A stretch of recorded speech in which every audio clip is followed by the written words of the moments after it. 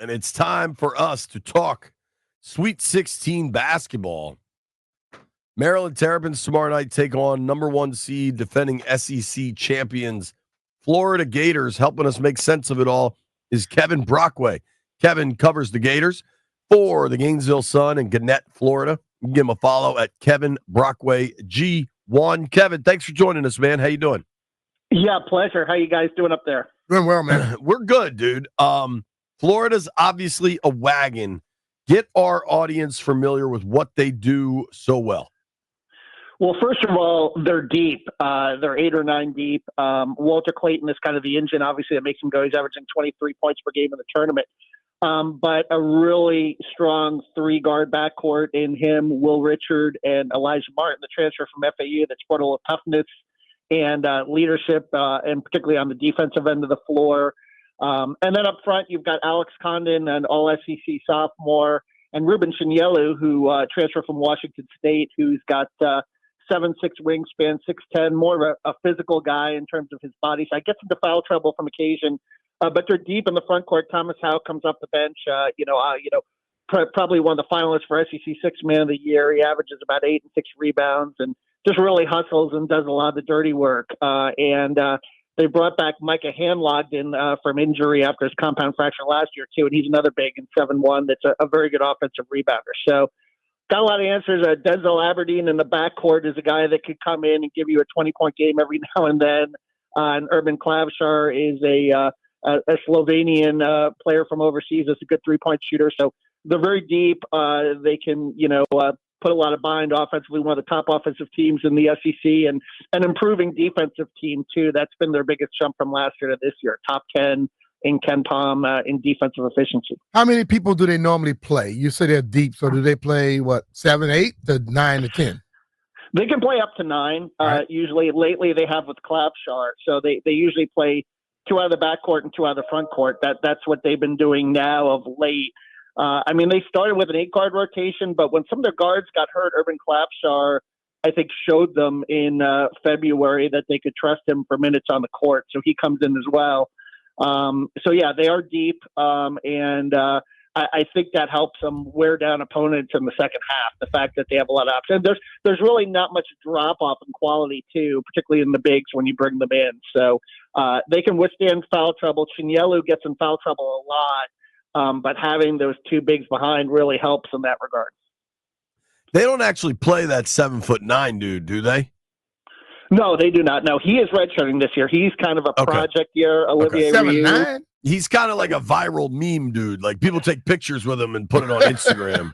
But yeah. He's got a little ways to go, but I think they're excited about his future. He's, got to improve like the little things, lateral quickness, obviously, getting out and switching on defense, things of that nature. But they're hoping down the road that he can be a force. But I think it's going to take a little time with him. All right. Biggest threat to me as an observer seems to be the kid Clayton. The quickness with which he gets his shots off is crazy. I mean, he's averaging almost 40% from 3. Is that where the offense runs through? Yeah, and he's kind of the scoring point, and he could take shots from anywhere on the floor, too. I mean, this is a kid that could step back. He could take NBA three-pointers. I mean, that's the thing about him. I mean, he hits some threes that are just really hard to defend that way. He can make contested shots. He can beat you off the dribble. He's a scoring point guard, I would say, and he's had some high assist games, but, in the NCAA tournament, assist to turnover ratio is 3 to 9. So you can, rattle him in terms of, turning him over a little bit here and there. That's probably his one weakness in playing the point. He's more of a combo than a true point. But at the same time, he gives you enough offense and enough scoring, enough big shots to really overcome that. So is Clayton the kid that transferred from Iona? Yes, he transferred from Iona. He played for Rick Pitino there. That's crazy. Rick tried to get it really hard to get him to come to St. John's, but Florida offered the chance for him to come back to his home state. He's from the Lake Wales, Bartow area, which is kind of a small town between Orlando and Tampa. That area, he's a father of a 1-year-old, so I think that factored into it too, coming home with his girlfriend, coming close to family. And probably a big old bag of cash. And certainly NIL as well. I think all that factored into it. I'm not mad at him. Get it. Okay. After Clayton, The kid Condon I find really interesting. Is he Australian? He's got to be a legit 6'11" or something, and he's probably the leading rebounder. Is that right? Yes, so he's an Australian kid. Really tough, too. Came from kind of like an Australian rules football background. So he's 6'11", 230. Right. He's not afraid to mix it up in there. And also runs the floor exceptionally well. And that's really the key to Florida's offense. I did kind of a deep dive. They have bigs that can really run the floor, get up and down the floor. And it puts a lot of pressure on your defense when you have those two guys, Chinyelu, and then coming off the bench, Houck and Handlogden, that can get up and down the floor quickly, that can put pressure on your defense. It kind of sucks the defense in transition, and then you get a lot of the open threes off that. Okay, so Florida's clearly loaded. We're talking with our buddy Kevin Brockway here on the Rude Guest Hotline, the most reliable HVAC products in the DMV. Okay. Florida's excellent. They play. The coach came from. He was on Bruce Pearl's bench, and he just wants to get up and go and chuck threes all the time. Analytics dude, right? Get us up to speed on Golden. Yeah, Todd Golden. When he was hired, the youngest coach of the SEC at 37. He's 39 now. He's in his third year. That first year for him was a little shaky because he inherited some of Mike's players. He went 16 and 17, but really since then, an upward trajectory in the program. And a lot of what he's done in terms of evaluating players through analytics, in terms of, recruiting internationally, Alex Condon, Urban Klavshar, they've got some other, promising players from Europe as well, have really worked, very well. To go from 16 wins to 24 wins to this year, 32 wins, just shows you the progress that the program has made under him in 3 years. And this is a bit of a homecoming from him. He coached at the University of San Francisco. He was a player at St. Mary's under Randy Bennett. So I think he's excited to be back here and to really show, his, some of his, former mentors here, how he's developed and grown as a coach and having a team here that's the number one seed in the country. But what have they said about Maryland and what they need to be concerned about? Well, I think it starts with the front court, right? Queen and Reese. I mean, those two guys are big and physical. And UConn pushed them around a little bit in that game. That was a very physical game, and they trailed by 6 in the second half and really needed some big shots by Walter Clayton to really help them overcome down the stretch there. But, their front court was outscored 51-18 in that game against UConn. So that's got to get better, certainly with Condon and Houck and Chinyelu.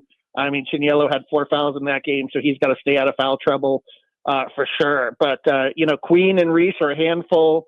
And I think they have respect for the backcourt, too. I just think the area, as I mentioned earlier, where Florida may have the edges of depth, certainly the bench. I know that Maryland, really doesn't play as many guys and relies heavily on their starters. Oh, yeah. They basically don't play anybody else. With the Gators, what's their weakness? They've only lost 4 games, so they're clearly really good. But in those 4 games, are there any takeaways? I would say, occasionally free throw shooting hurts them. They're kind of in the low 70 percentile there, and they missed 12 free throws in that UConn game. I would say probably, every once in a while, occasionally they turn it over, like I mentioned before with Clayton not being a true point. I think if you can, pressure him, Missouri did that kind of early in the year, got some points off turnovers against them. That hurt them. And, defensively, I think they've improved. They occasionally have lapses on the 3-point line in terms of rotation, but for the most part, I think Martin has helped, solidify that perimeter defense. But this is a team that rebounds well, too. They, get second chance points. They hold teams to 1 shot. I mean, that's another strength. And that allows them to overcome a lot of things as well. Yeah, dude. I mean, they're a 1 seed that lost 4 games all year. There's not going to be a lot of weaknesses. Are they primarily a man-to-man team? And if so, who guards Queen? He's such a unique dude to try to figure out. I think you start with Chinyelu and then maybe get Handlogden on him because he's 7'1", and Chinyelu has the big wingspan as well. And Chinyelu probably, at 6'3", 260, he's kind of the thickest front court player that Florida has. So I think you would start with him. But 6'3", 260? Yeah, 6'10", 260. Oh, yeah. 6'10". Okay, sorry. Yeah, 6'10". I'm sorry, I must have misspoke there. No, No, he misheard. 6'3", 260 is one of our producers. 6'10", 260. But anyway, so no, Ruben is a guy who, I think he's kind of their thickest front court guy, so I would think that he would start on him. But like I said, prone to foul from time to time. So he's got to be a little more disciplined in that regard and stay away from that. And then Handlogden is 7'1", and he's gotten a little strong. He's up to like 230 now, maybe. So he's another guy. But they play man, but they'll change from time to time. They'll sprinkle in a little zone if they have to. They'll sprinkle in maybe a little 1-3-1 here and there and do some different things if they need to. But primarily a man team and a switching team. We're talking with Kevin Brockway. Kevin Brockway covers the Gators for the Gannett, Florida newspapers. You can give him a follow at Kevin Brockway, BROCKWAYG1. Kevin joins us via the Rude Guest Hotline. Rude's the most reliable HVAC products in the DMV. Of course, Maryland takes on Florida tomorrow night, 7:40. Coverage on Team 980. If you want to listen to it, listen to Johnny and Chris. They do a great job calling these games. It's hard for me to come up with a lot of spots where I like Maryland better, but I do wonder if, Florida got pulled into a rock fight against UConn and they were able to pull it out, but they seemed real, I don't know, like uneasy throughout. Like they didn't seem thrilled with that. Do you think the time off will help? Or like if Maryland does try to make this thing a little more physical, do you think Florida's got two of those in them? Yeah, it will be interesting. I think Florida wants to push the pace, no matter who they play. I think they like that style. So I think, that's the key. And Kevin Willard, I know his background at Seton Hall a little bit and being a Pitino protege. I don't know how much he's going to want to push the pace in this game because of their depth, or if he's going to want to slow it down the way Bobby Hurley did and, make it that kind of game where the possessions are that much more valuable. But certainly, Maryland's going to have to take care of the ball because if Florida gets turnovers and they get out on the run, they're such an athletic team that, that's where they can really hurt you. So I would say definitely slow it down, try to make it a kind of a brass knuckles game and see what happens, certainly. But I think Florida has proven over the course of the year, and this is what the good teams do because I covered the 06-07 national championship teams too, and the 2014 team that went to the Final Four. They find ways to win in different ways, and I think that was the UConn game kind of showed that they could win that kind of a game. And if they play that kind of game against Maryland, I'm not saying it'll be comfortable, but I think they could still find a way to win that kind of a game too. It's really interesting because I've looked it up. Florida averages 85 a game, fourth in the country. Maryland, though, is averaging, I think, over 80. I think they're at 81 per game. So they're, in the top 20-ish is my guess. But the Gators have a huge advantage on the glass, at least from like a game-to-game perspective. Now, when they match up against each other, we'll see how that shakes out. What do you think of how Vegas has installed this? Florida's like a 6.5-point favorite. Does that sound about right to you? Yeah, it does. I mean, I saw yesterday it was 7.5, so I guess it moved a little bit. But I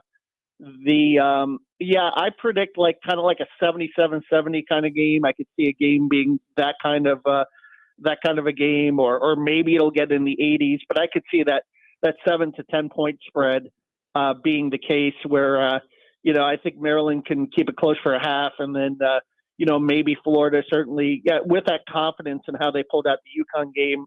Again, Walter Clayton is a guy that's not afraid of the moment. He's proven that time and time again, and that's a huge weapon. And it's kind of interesting because, he's going to San Francisco, and a lot of people have referred to him kind of as the college Steph Curry. And here he is, going to the Chase Center, the place that the house that Steph Curry built, basically with the Warriors.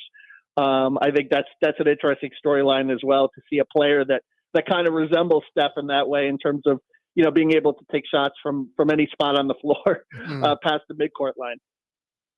Yeah, you're really not helping me here, Kevin.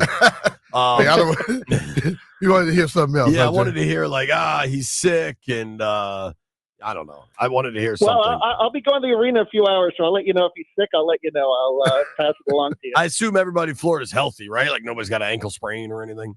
Yeah, no, everyone's okay. They've had a guy, Sam Alexis, one of their front court guys, has been out a while, but with Handlogden coming back from the compound fracture this year, they've got the post rotation back to 4, which is where they want it. And I don't think that we'll be seeing Alexis really play much the rest of the way.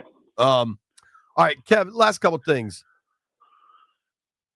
Florida obviously has had success. Those Joakim Noah, Al Horford teams, Billy Donovan were awesome. I remember Mike Miller. Like they've had real success. I feel like Udonis Haslem was 75 years ago, but he was very good. How much more do people still care about football down there than they do about basketball? It's interesting because 80-20?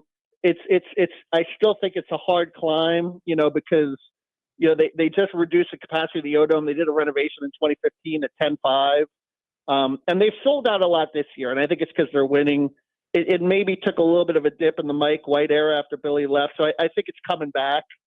But they'll jump on board, when they have a run like this. I think that's the main thing, and they but it's Gainesville's a town. I think you got to win there, and it's a hard draw too because it's a smaller town, and I mean you have Jacksonville and Orlando, probably an hour and a half, 2 hours away, and sometimes the Gator fans come in there, but. I would still say football-wise, I would still say football still rules the roost there. Yeah, and because of that, it's down south, bro. The basketball gods should be on Maryland's side. That's all I wanted to point out. Last thing, because we're getting to a Final Four, or no, I'm sorry, a Sweet 16 rather, where there really haven't been any upsets. The highest seed is Arkansas, but they're coached by Calipari. Their payroll is probably $9 million or something. And the closest a real upset Cinderella bid got was Colorado State almost beating Maryland. What have you thought of this tournament so far? Maybe not specific to Florida, but just in general, what the tournament has been. Well, I think it's a byproduct of, transfers and upward mobility of transfers, right? Because if you look, for example, Florida Atlantic was a Cinderella story 2 years ago, got to the Final Four. And you look around, and Dusty May now is at Michigan. He's in the Sweet 16. His center, Vlad Golden, is there. Elijah Martin is here, right, for Florida. John L. Davis is at Arkansas.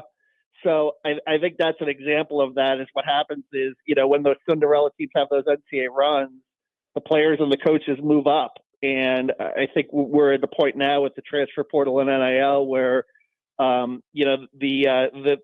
players, Walter Clayton from Iona, right? They're moving up the chain, and you're seeing the concentration of talent at the top, and that's why you have the situation you have right now. It's been interesting. Listen, Kevin, we really appreciate you. I do hope the Gators lose tomorrow night. I mean that personally, but you are certainly very well informed. It wouldn't be terrible because I get to go home. So, at the same time, San Francisco is a very nice city, so I'm trying to take it in. Dude, were you in Seattle, or where was Florida's first round games? They were in Raleigh, North Carolina. Yeah, so that was close by. That's pretty easy. Yeah. What airport do you fly out of for Gainesville, or is there a Gainesville airport? No, I usually go out of Orlando or Tampa. This trip I went to Tampa. I took a connection in Austin, Texas, and I made it to Oakland. But no more A's, right? No more Billy Bean or Moneyball or anything. I didn't even pass by the stadium. That was kind of sad. That is interesting. Yeah, because when you land at that airport, you would go right by both of those, and now neither of those stadiums are inhabited. Yes, it's very, very sad. And let me guess, are you a Southwest flyer if you're going from Tampa to Oakland? Yes. Try to find the deals. I've also got some Delta miles too, but Southwest was the best fare and the best route to get out there. Sure. As a quasi-reformed beat reporter myself, I don't think the general public has any idea that 90 to 93% of media conversations are solely about air like frequent flyer miles and hotel stays. That's all anybody talks about. Hotel points. Yeah. Well, I got a good Hilton down here, so it's worked out pretty well. So there you go.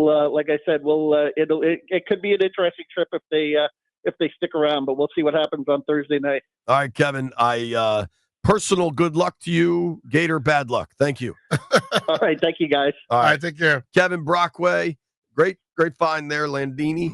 At Kevin Brockway G1 on Twitter.